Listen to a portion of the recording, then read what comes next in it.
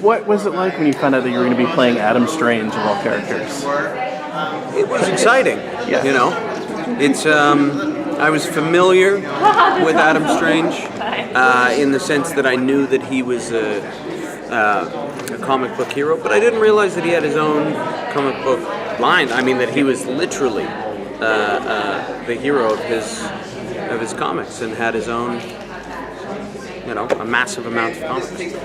So both Jeff Johns and David Goyer are from Detroit. Mm-hmm. Does it make you feel special, like to be like a stand-in for the two of them in a way on the show? I think so. I think it's cool.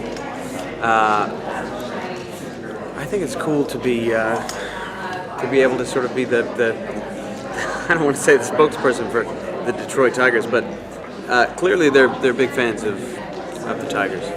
And are there any Easter eggs in the first season where we might see like the red shirt or the crossed straps or anything like that? I'll say this. When we meet Adam, he is in the unexplored regions of his life. Really, he's at the precipice of his hero's journey. So he hasn't donned the red suit yet, but we are getting close to it. Do you think there's a lot that he and Seg can learn from each other? I think so. Yeah, I think that him and Seg's journey parallel one another's, and they bring out the best in one another. Cameron and I keep saying that they're kind of like Butch Cassidy and the Sundance Kid, in the sense that they do bring out the best in one another, they challenge each other, and they get into a lot of trouble together. And they have plans. They're both incredibly smart, and they are doers.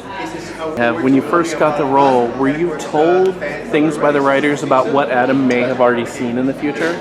Yes. Cam Welsh and I had a little bit of a conversation about that. Okay, so hopefully we'll get some hints of that throughout the first season, or? You'll get some hints of it. Yeah, but I think it's one of those things that will be explored, in further episodes. Is there any aspect of the DC Comics universe that you would love to see on the show that maybe might not have room for in season 1? Yes, there are. There's the whole interaction with Rand and Thanagar that I think is incredibly fascinating, and it opens up a lot of opportunities, and also that takes us further along in Adam's journey.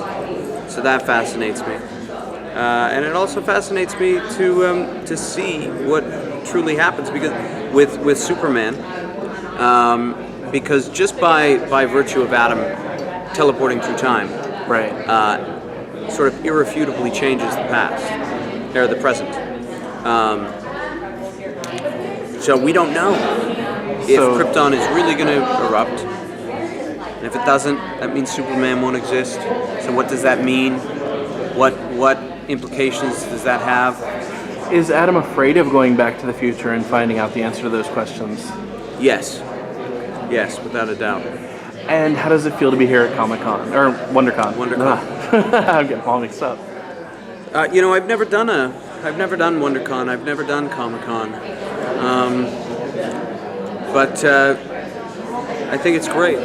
I feel very comfortable here because I never quite felt that I felt like a bit of a misfit growing up, and I think that most people here felt the same way. Do you think Adam is a misfit? I think he is, yeah. Okay.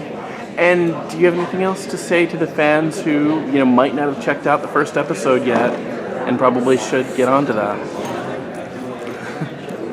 If they haven't seen the first episode or the second or the third,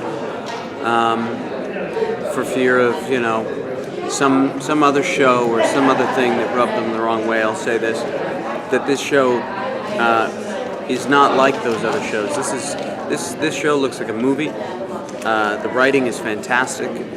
The imagination of our showrunner and our writers is irrefutable, and just not comparable with other people. I mean, they have tremendous vision, and will take you on a fantastic journey that I think that the people who truly love comics, the nerds of the world, which I count myself in, all seem to love this show, and I think it's the show that they will all been waiting for.